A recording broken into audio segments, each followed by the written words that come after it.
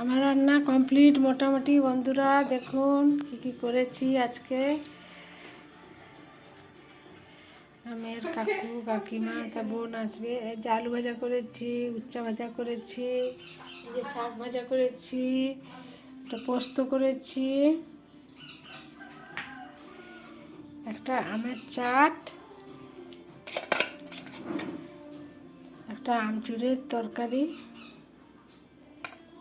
আমচুর না, মানে আমের তরকারি। এটা লাল লাল মাছের ঝোল। এটা হচ্ছে আজকে দুপুরের মেনু।